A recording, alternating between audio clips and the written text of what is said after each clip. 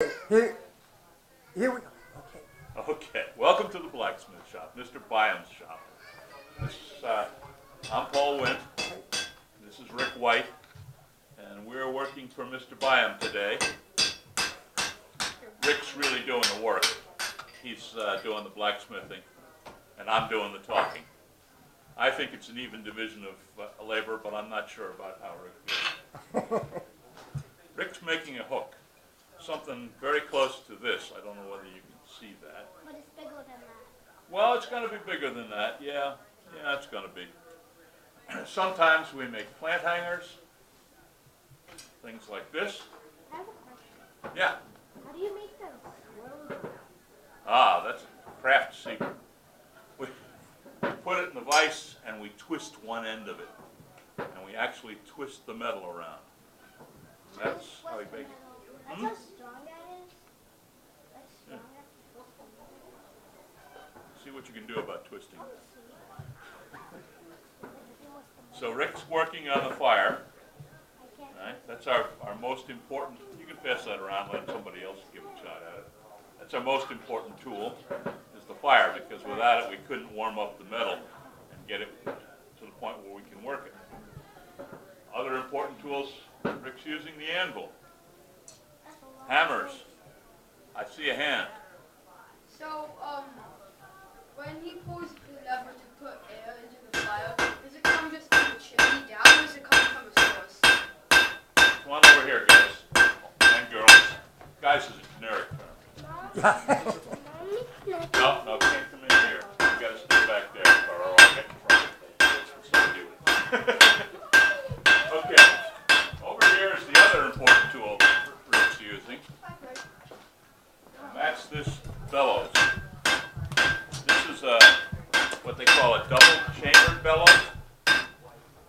There he is. You were asking about. So what happens is the air is in the bottom chamber of the bellows. See how it's just... And when Rick gets going, he's going to start to pump.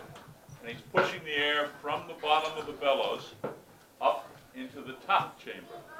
There's a one-way valve in between the two of them, so the air can go up, but it can't come back down again.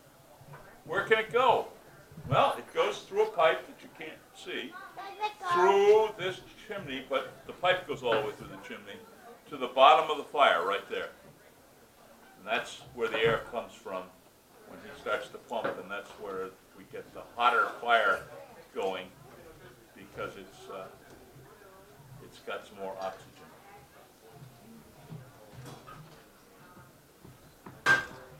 And then, Mr. Byam, the first blacksmith there was Marcus Byam. Is it? Well, I go to buy it. and you know why that's called Byam? Because of the Byams and their work. Marcus was a blacksmith and a farmer. Yep. That name is very common around here. Yeah, I'm a blacksmith. So he started this business, and then his son volunteered for the Civil War. He went off with a Massachusetts regiment for, I forget, 6 or 9 months or so, and then came home. And then he volunteered for the Signal Corps, which wasn't a really well-known part of the Army at the time.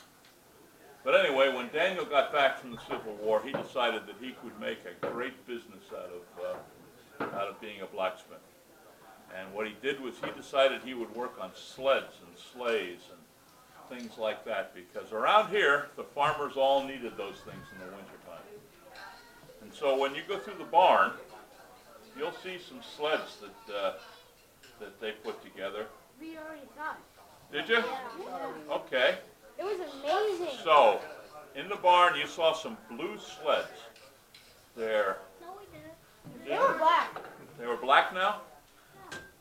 Okay, they're about 3 feet, 4 feet long, maybe a couple of feet wide. And the way they would work in the wintertime was they'd go out to get trees and things.